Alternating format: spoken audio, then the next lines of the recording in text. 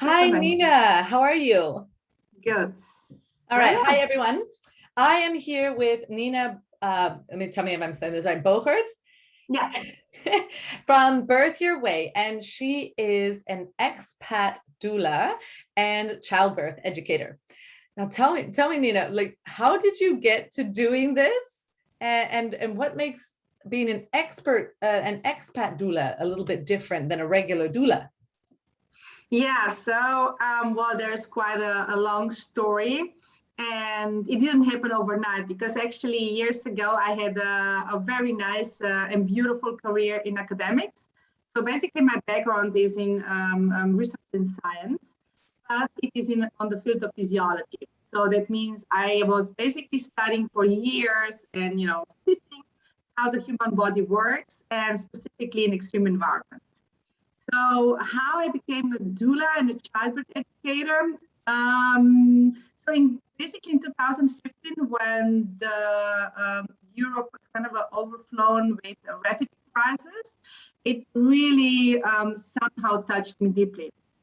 So I don't know, I was just very much moved by all the suffering and children and expecting moms basically walking through the Balkans up toward the west of Europe. And so I decided to travel to refugee camps. And basically, I just very instinctively gravitated toward the moms and babies. And so I was bringing babies to the medical tents, for instance, and moms, because very often they had a fever or they had like moms had cold injuries. And I was really sad to see. And then somehow I was asked by one of the volunteers, and that was I was working on the border between Croatia and Slovenia. I'm originally Slovenian, so I was flying from the Netherlands down to the Croatia or to Slovenia to work on the borders. And he asked me, he was working there as a translator. So he asked me, hey, Nina, you have kids, and you know everything about the human body works. I have a young mom who is expecting a baby, and they're stuck in Slovenia. Would you support them at the birth? And I was like, okay, well, I can if I'm in Slovenia at that time. And that was the case because in the summer, I usually go back home. And she was expecting the baby somewhere the end of July. And I happened to be there. So I was supporting them at their birth. And when I was supporting them, I realized I can be very good at it. I felt so confident. I felt like I have everything in me that I need to give to the mom. Despite we could not communicate because she didn't speak any English, I didn't speak Farsi, but it was for me so just very intuitive everything. And because I was actually working a lot in a hospital when I was studying, and later on I was also teaching in a hospital, was for me very, environment which was very known to me. So from one side, I could very easily communicate with the medical team there, but with the mom, I felt very much like, yeah, intuitive work with her as well. And that was, I think, the first time that I started to think, maybe there is another career for me. And it was just, like a little thought implanted in my brains. And then it grew and it grew, and it took a couple of years. And I think like a couple of years later, I really made a decision, okay, I am changing my career. So I got a career coach, worked with her through the process of, transformation actually. And so, yeah, now it's a couple of years later, and I really established myself here in The Hague, Rotterdam, Delft, and Leiden. So that are the cities I'm covering as a expat doula. So this is how I got. A lot of the major cities in the Netherlands. Wow, Yeah. what a journey. And like literally journeying across borders and working, with people who don't speak the same language. And I know you and I have that in common with working with refugees. And you're still doing that, I know. So it's a topic that's, very, very close to you. But what a beautiful experience to then, while in the process of helping literally a new life come into the world, to have that like deep sense of, I can do something more than what I'm doing now, or that my purpose, my calling is something different than the path I'm on right now. Yeah, and that was, it is very beautiful to see also how much, like, I spent like 15 years in academics. I always imagined I will be like, you know, professor. But I think that was just really my ego, right? It was just my ego thing, like, you know, as a professor or as a, you know, having a PhD, you get a lot of respect when you kind of get admiration when you say, oh, I have a PhD. And now I'm just a doula. It's so funny. It's very different. Like, people don't say, wow, but it's like what I get out of it. It's way more what I got out from, you know, working research and science. So for me, the work that I'm doing now is way more valuable. I'm really like way more, it really fulfills me. And I just so know I'm on the right path for some time again. I love that you mentioned that word, because that was exactly the word that came up to me when you were talking. I was like, you sound so fulfilled with the work that you're doing. And that also just touches on one of those, because I know you said you worked with a career coach, but finding a path for us that is fulfilling, right? Because I also have this academic background. I never got to PhD, but, you know, it's a master's, and indeed the prestige behind it and having a high education.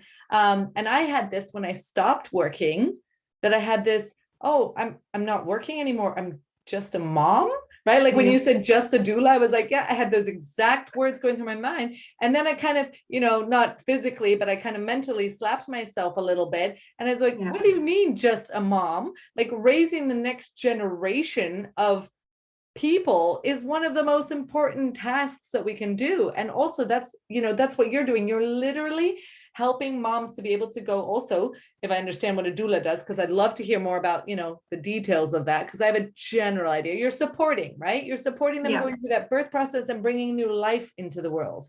And like, I mean, really on a fundamental level, like, what is more important than that? Exactly. Yeah, exactly. But it is, the thing is that our society, the values of our societies are not in what basically being, you know, that you're a mom or a doula or a nurse, you know, it is like, you know, you are successful when you are leading a company, or you're a manager, or you are a researcher. You know, that is what makes you, like, gives you like this label, you know, you're successful. And for me, it's always so funny, because I still have a PhD, I still have read scientific articles. Just, you know, a couple of days ago, I got still a request for review for, you know, I'm still considered expert in a certain field. But yeah, when I say doula, it's like, okay. But it's an interesting, I feel like a clash, and sometimes a little bit hypocritical, because if you think of, you know, you're saying PhD and being a professor, then a professor is this, you know, highly elevated and respected position, but a teacher is not, right? Yeah. A doctor is a highly, you know, educated, respected field, but a nurse and a doula are not. So it's interesting, because those are both, right, they're on the same spectrum of care or education or this sort of things, but we assign these somewhat seemingly random values to what they do. And it also doesn't make you happy. I want to come back to that, right? Because whether or not the different societies, because yes, there are some norms that are across different societies, right? Like, I mean, I was raised with a Jewish mom who is like, you know, if you're a doctor or a lawyer, or you marry your doctor or a lawyer, you're good, check in the box, right? And my mom was very disappointed when the lawyer didn't work out, right? So it took my husband some time to get past that one. But nonetheless, coming back to the enjoying the work that we do and being, you know, really on that path of fulfillment, because there's a very long, sad story behind my lawyer ex. But just having those prestigious positions, or that job at the top of a, you know, a manager or a CEO or whatever, earning a lot of money, doesn't necessarily, one, make you a nice person, or two, give you that fulfillment and being, you know, happiness with your life, the fulfilling that, I'm actually meeting my purpose, I'm doing something good with my life. So that's a really interesting kind of, I think everyone needs to find their balance. And we've both worked with, you know, refugees who we talk about choices and changing life and careers and things. And there are some people who are really so far on the survival end of things, that they're barely keeping their head above water, that just there are no talk of choices. No. It's survival. Yeah, yeah, no, absolutely. Yeah. So you're working with, because I know you do volunteer, tell me, I mean, you do volunteer work with refugees. That's also something I've seen you're collecting things, you know, for refugee moms. And I think this is amazing. Tell me a little bit more about what makes an expat doula different than a regular doula, and also what a doula does, right? For everyone who, it's a new role for me. My cousin does it as well, but I'd love to know more. Yeah, so basically as a doula, you are supporting mom and dad, mom and mom, dad and dad. So, or a single mom, in basically throughout pregnancy, birth, and beyond. And you support them like in an emotional way, in a physical way, in a like you're offering them a village. So I would say social kind of a way. Yeah. So you really try to, hold a space for them, being there for them whenever they are kind of, lost or needing information. So you really fill in all the gaps. And I think the most important part is, at least for me, is then really supporting them throughout their birthing journey. Yeah. And then, of course, this is kind of what in generally doula does, but in what is important to notice is that we have all our own ways of how we do things, right? Like everywhere else. So of course we have some values or priorities, and for me it is important that I support all kinds of births for all kinds of clients. So I don't, I support home births, water births. I work in the hospitals. So for me, it is basically, I follow your dreams. So if you tell me I want to have a home water birth, this is what we go for. And I do everything what is in my power to provide information, education, support, that you will really have the birth that you envision. Yeah. The second thing is that I work as an expat doula. Expat means, so I support people who came basically here in the Netherlands and they are not Dutch. So, basically I'm expat as well. So I'm living in the Netherlands for the past 9 years. And when I came here, I was also expecting my second child. And what the issues that you have as an expat is that, of course, you don't know the birthing system, you don't know, the culture differences. You don't know how to communicate or advocate for yourself. So what I do is actually, when I have like a request from a client, I meet the client. For me, it's very important to learn where the clients are from, because where they come from is the story that they take with them. So for instance, like when I have a client from South of America, like, I don't know, Brazil, I know in Brazil at the moment there is only or more or less scheduled C-sections. So the client would come here and it can be quite confronted with the Dutch birthing system, which supports the natural births. They give a bit more space to physiology. And when this client wants to have a C-section, we need to find a way how to advocate for a C-section or how to work with the client to have a normal vaginal birth. So I really, over the years working as an expat doula, I really kind of brushed the way how I approach my work, because I am longer I am in the business, more I am actually recognizing how important it is, not only for the clients to understand, what the birth is, how everything will go, but to really a lot of other things like how the midwife works, how can I get to gynecologist, what is Kramzorg, what are the traditions in the Dutch culture, why the Dutch medical team doesn't tell me more. That's the way how the Dutch are. So, and here I also have a privilege because I birthed my first son in Slovenia. So at home, in my home country, I knew the system. I had, unfortunately, very medicalized birth. So I had on one hand a very medicalized experience, but I had my village that supports me after the birth. Then I came to the Netherlands, and then I had a different experience. I had way more natural birth, which I wanted, but I didn't have the village to support me afterwards. So I experienced on my own what it means to have medicalized birth and natural birth, but also what it means after the birth, when you have your village to support you, or when you're on your own, which is the case for many expats. And then it's very important that you really good organized not only how you will give birth, but what comes after. So we say postpartum period. Yeah. So this is what I do as an expat doula. Well, it's really interesting because I hear you. Oh, I hear an echo on my side. I hear you really talking about three different things, actually. The regular thing, what any pregnant woman would need to do, which is to prepare for the birth, right? Yes. Like, so look around, you gather information, but also think for myself, what do I want? What kind of a birth? What is my plan for before, during, after, pain medication, no medication, home, all this stuff. Okay. Then you've also got, I've got to do all this in a system that is unknown to me. And I've got to do it without my village.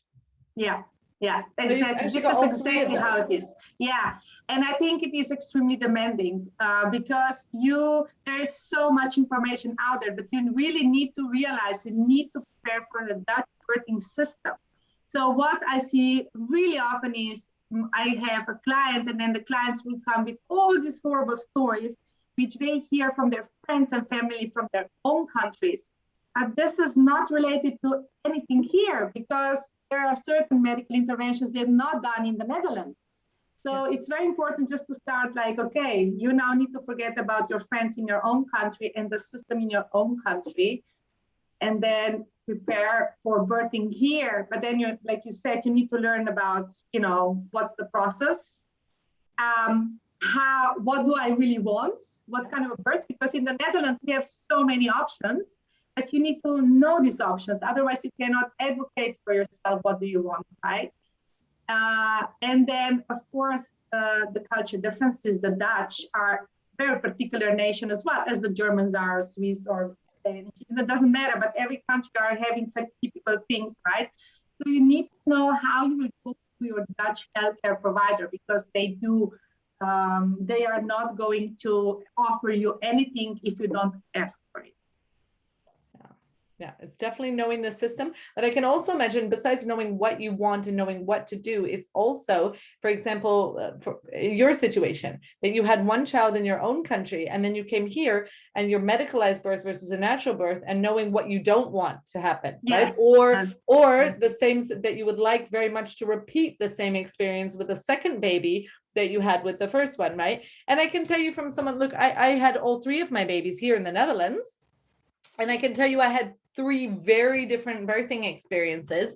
And despite speaking fluent Dutch, and my mom flying in, so I had not a whole village, but the mother figure is also super important for that period. And here they have kraamzorg, which is amazing to have that on top of everything, and midwives and things like this. So there is a lot of support and I think this as well, and it's the creating the awareness of what support is there that I can make use of, that if I don't have my village, this is the extra things, right, that you can get. And it's indeed very interesting because you can hear those horrible birth stories anywhere. I did a hypnobirthing course, and I know you do this stuff too, and I remember getting a button that was said only happy birthing stories, please. Yes. Yeah. And I told my friend this recently too. She's a beautiful, beautiful friend of mine going through her first, she's an expat being here. I told you about her right before we got on this call, that she's having her first baby here. And it's just, the system is overwhelming and she has no idea who does what or what to expect. And not only the nervousness of being a first time mom, but if you're a second time mom, I remember having to figure out, wait, where does my toddler go? Like when I go have my baby, what do I do with them when you don't have that network around you? Making the plans for that can be really overwhelming. It is. Yeah, that is also something that I do as a doula, for instance, because I know that's the problem. That's exactly the problem. Yeah. So that's always when I work with second, third time moms, that's always like, in case, like what do we do? So it is, for me as a doula, I get all these, I'm putting all these things on the table, what we are going in this scenario, what is happening in this scenario, who is, because I really want to have all the concerns off the table like with the week 37. That's for me, it has to be everything arranged. And it's so much more planning. Like when you're at home, you don't have this. But when you're an expert, you have this. And if someone comes and tells you this and this and this and this needs to be done, it saves you so much time and energy, because I know exactly based on experience what can happen and what do you need to kind of prepare. And that I think it's what's the main role of an expert doula. Also, for instance, like different countries have different regulations about how you will name the child, the surnames, how do you arrange the papers, because you book the tickets and then there's still no passport, these kind of things. So I really share a lot, or, what's the role of consultation bureau? We don't have pediatricians like, it's a normal like a GP who is taking care of your child. It's not the pediatrician, which is probably likely the case in your own country. And so it's like the whole package, which I basically working with expert mom really now know exactly what's the information. So in case when there's an expert mom, I always say, you don't take the birth preparation course for local moms. You have to take a course which is done specifically for experts. In Hague, for instance, I teach for Access, which is very known organization for supporting the experts.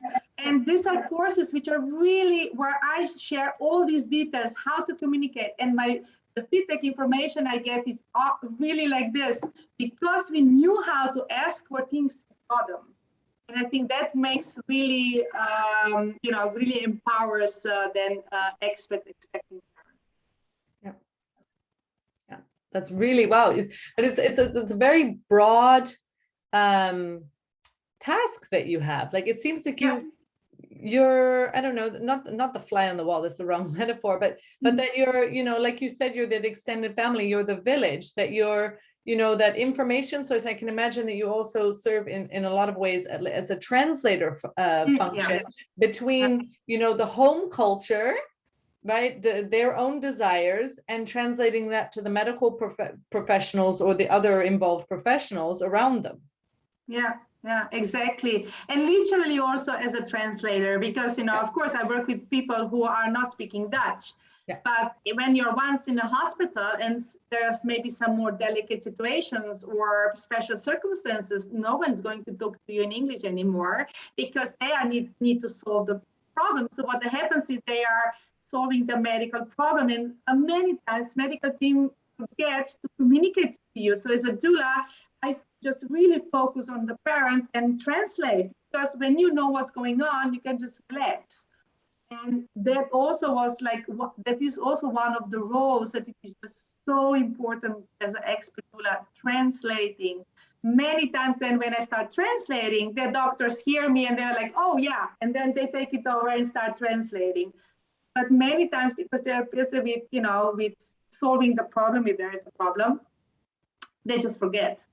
Yeah. Or they don't know the English names because they didn't study in English. So I'm a bit lucky in this, because I basically did all my master and PhD always in English, and I have a medical background. So for me, it's easy, and it's quite easy to then translate to English from Dutch. Yeah. But it is very interesting to be for instance, in the hospital, in the birthing environment, realizing how much there is lost of information because of using medical language way too much with the clients who don't have any medical background, and not being able to find the right words. Just an example today, because I was just before interview, I was meeting my client who is due in about 10 days. And she yesterday went to the hospital to have some check. And she said, when they were measuring the heartbeat of the baby, they said to me, oh, we lost your baby.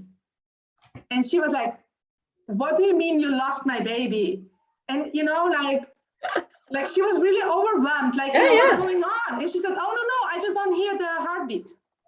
And this is exactly what I'm saying, like the use of English language, and these little things makes moms so scared. And you said you did hypnobirthing, being scared means that means that adrenaline kicks in our bodies.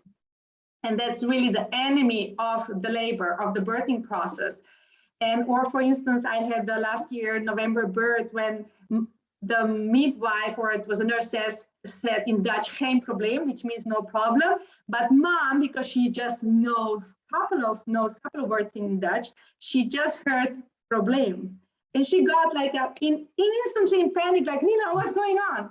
It's like, no, it's no problem. Oh, then I realized, like, okay, no, it's no problem, geen probleem, no, don't worry. And that is this language barrier. It plays such a big role. Yeah, and then you really see how important the communication is, because even if, and I don't know if you notice this then, besides the actual language that's being used, how does maybe body language play a role, right? Oh, yeah.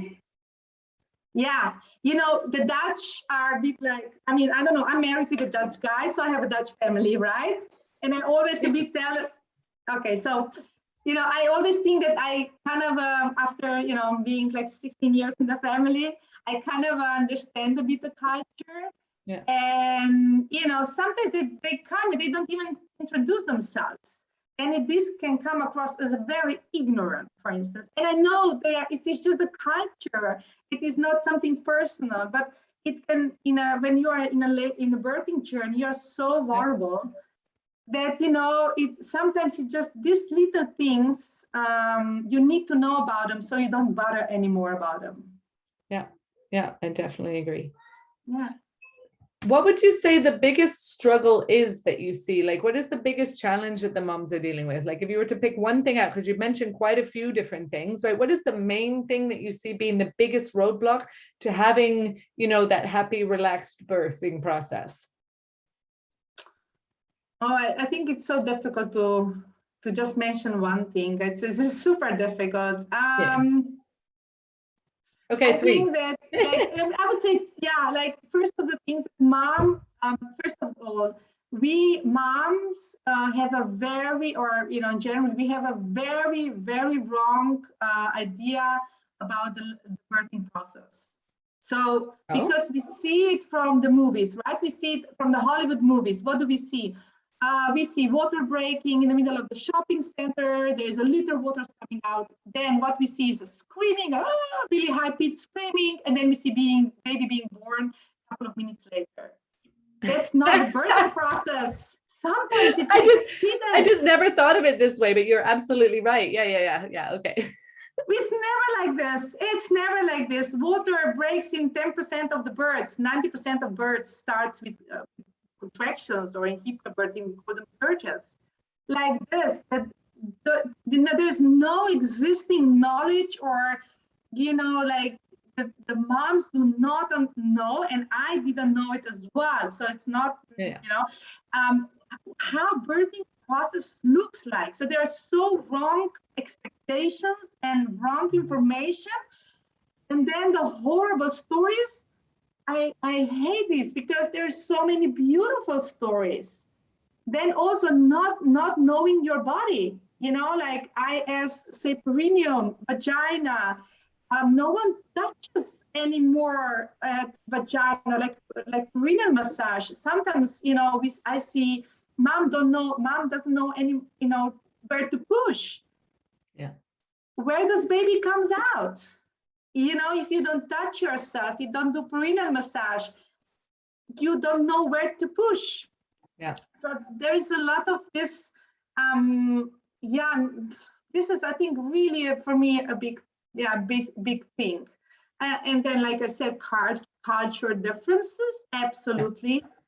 You need to know your options. In the Netherlands, it is just really lots of options. So it is not just the first midwife practice in you know, closest to your house. Yeah. But there is way more to it. We have holistic midwives, which are absolutely awesome. Different ways of preparations. So yeah, there's a lot of things. It's hard to say only one. Yeah. No, but I get it. I mean, and I love that you did bring something new right into our conversation, which was that whole image of the birth, and also just, you know, different body parts and what's that involved. Because it's funny, because exactly those friends that I was talking to you about, my husband, because we went through the whole birthing thing, he said, yeah, wait till you get that perineum massage. And he was like, you saw this blank look on the guy's face, like, I have no idea what that is.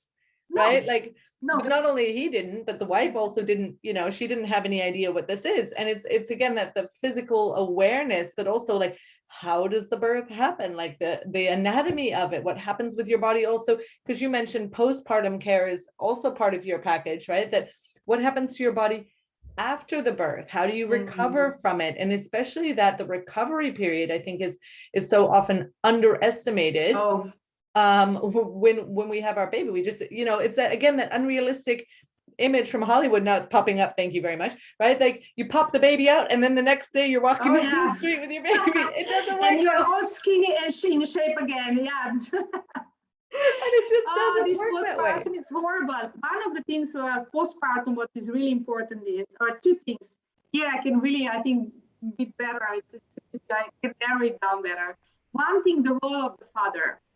The fathers don't know, they just don't know how to help.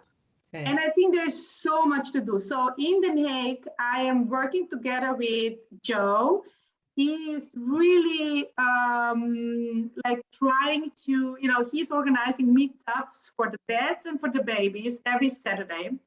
And I invite him to my course to speak to my dads on the course, because he's just very good in sharing information how the dads can support their partners. And I was blown away when I heard him for the first time. I was like, whoa, like he really, like, just very practical things, like when the mom is breastfeeding, bring her a glass of water. You know, like when she's finished with breastfeeding, take the baby, and you know, kind of can take over and the baby falls asleep. Take a mental load, like, you know, take a look what we are going to eat. Have a look in the clothes. Does all the clothes of the baby still fit? Do we need to have a new set of clothes? This is all what dads can do, you know, like, and I met also his wife, and the moment also their doula for their second child. And because I'm meeting them, it is really beautiful to see how much, you know, a man can do. But I think this should not be exception. This should be our norm in our society.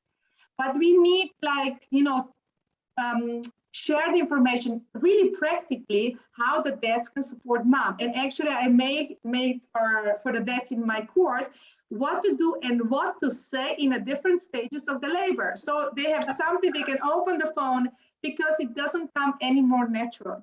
No. It just doesn't, they're just like passive participants. But you, when you tell them what to do, I really hear them, because I meet my parents afterwards, like, you know, they feel really empowered dads as well, because they knew how to support them. But we need also way more on postpartum, you know, how they can participate on postpartum.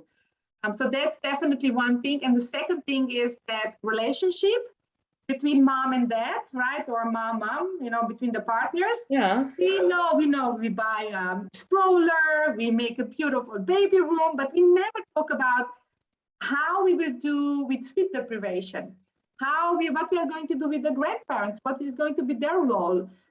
What about, like, you know, if we want to go out with a friend and I'm staying alone, because when you're an expat, you stay alone for a lot of time.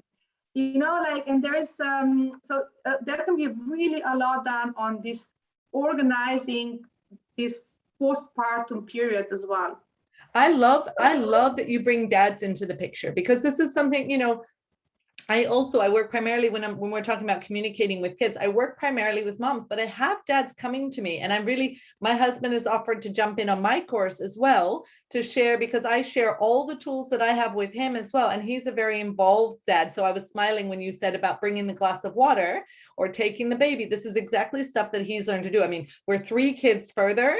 So, you know, it's been something that's built up. And it's been very much a process we've built together, but there is so much, there's a world of possibilities for dads to be involved. But indeed, you know, we have this nurturing side. And so a lot of it comes naturally, or we look for the information and the help, right? And with men, I think the practicality, they're like, just give me a list of things I can do, or like exactly what you said with, here are the things you can say during the different phases of birth. So they're like, okay, I know what to do when. is so practical. And it's also just one of those things that just hardly ever comes up. Like my husband was literally the only man. We went to a breastfeeding information course at the hospital. He was the only man there. Yeah. But he wanted to know how he could support, right? So it's one, it's an active role, but I think too, it's also just normalizing it, making it that when dads talk to each other, that they're like, oh, I do this, it's normal, or they pick up things in the household, and that we're again the same with communicating and women taking the main role with childcare, right? It's we got to change the dialogue, we got to put it out there more often, because when they talk to each other, and more of them also are like, oh, you help with this, you do this, oh, I can do that, exactly what you're doing with Joe, then they know they can do more, and it opens up a world of possibilities. Yeah, and I really, really like that. I mean, he joins me on 5-week course that I am teaching. So on the last course, I have like 15 minutes, which now sometimes spreads a bit longer, just because I think it's so valuable. And I think it is just little things, but we don't think them, or we as moms just do them by themselves because we think we just have to do them. And actually we don't. And I think it is on us, or all the future moms, to start, changing, because especially for expat moms, because otherwise you are just overwhelmed by, of the demand of what you all need to do.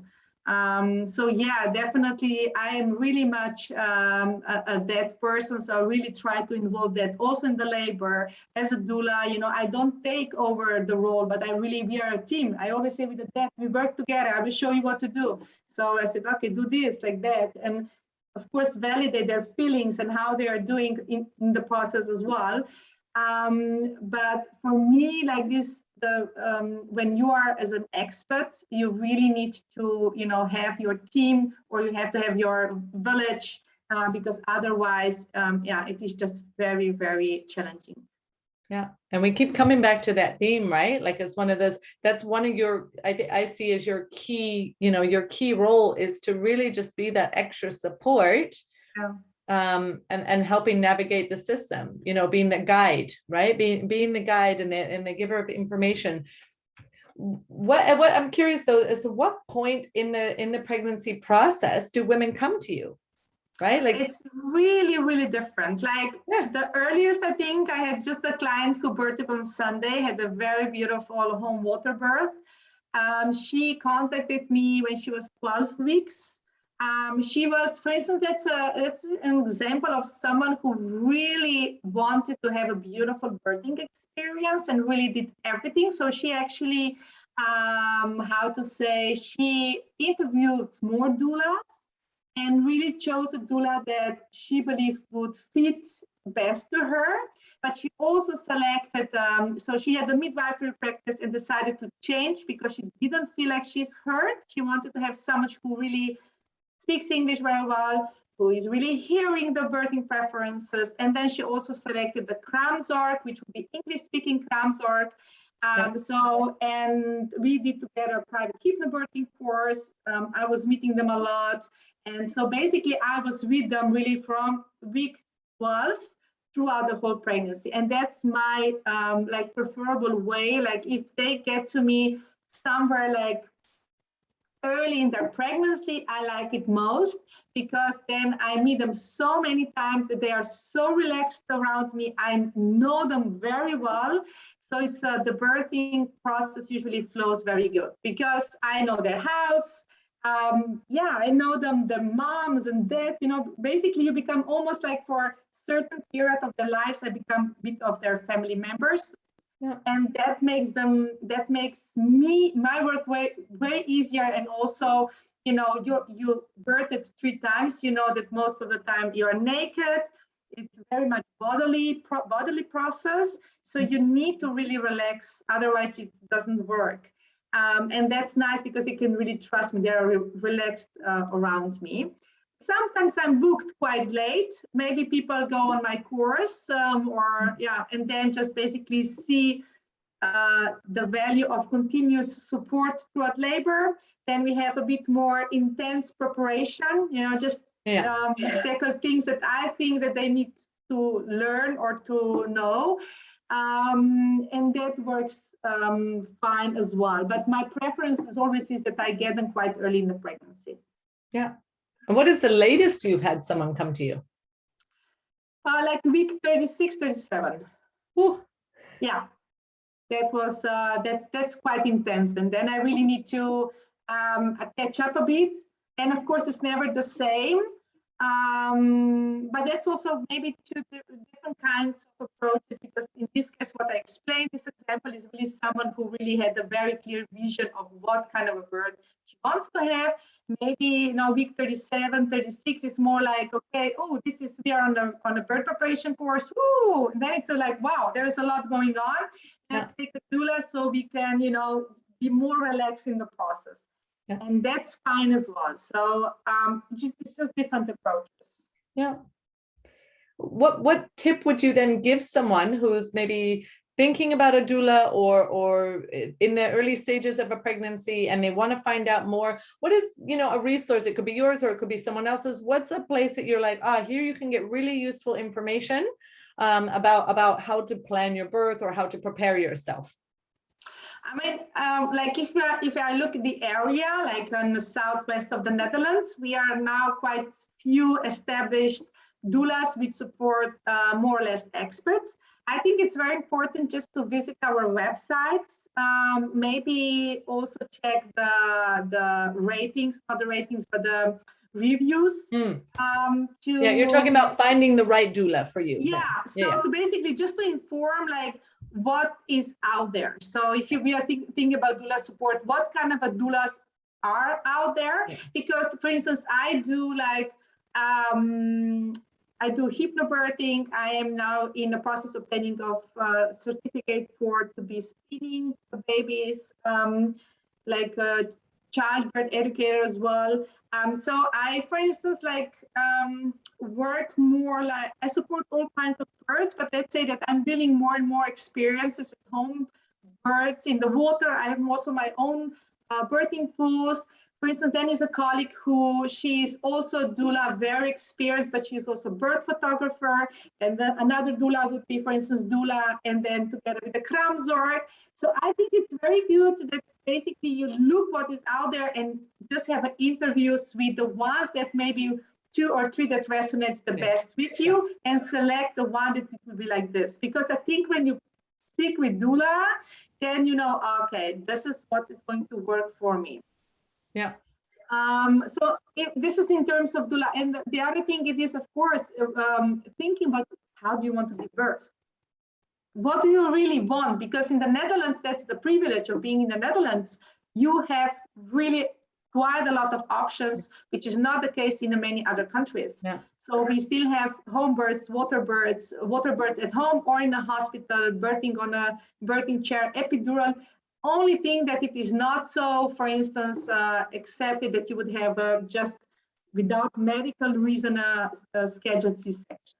So that is there. That's one thing that it's not the same as in South of America, for instance. Yeah, yeah. Well, also Germany.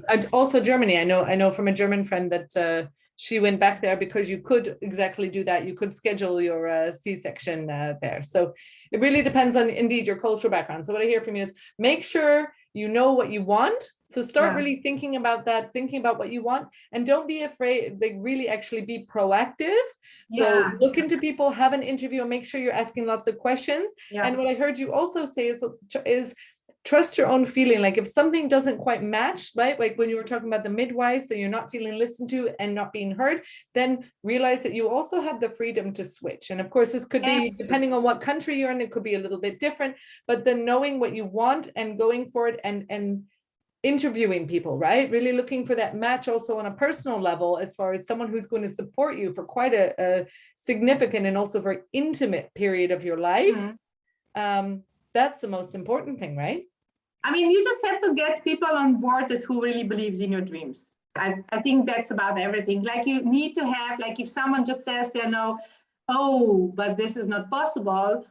No, I think a lot of things is possible, but we are so used on giving up too early because we are used on, especially women here, obeying so being submissive, trying to perform well, trying not to act out, all this, I don't know how to put it, but that's pregnancy, birth, and beyond. It's not time to do anything of this. It's the time where you really should actually, I approach it differently. It's a time where you can really grow in many ways. And definitely as a woman, as a person, you can grow spirituality, like in spiritual ways. So it's more like, take it as a journey. I always say pregnancy, birth, and beyond, it's a journey. This is not one event and then it's finished, but it's a journey where actually you are really changing from, like, it's kind of you go into the motherhood and you will meet completely new yourself. I mean, I know I was, before my kids, I was this very focused scientist, very structured. I worked in Switzerland where I got used on structure.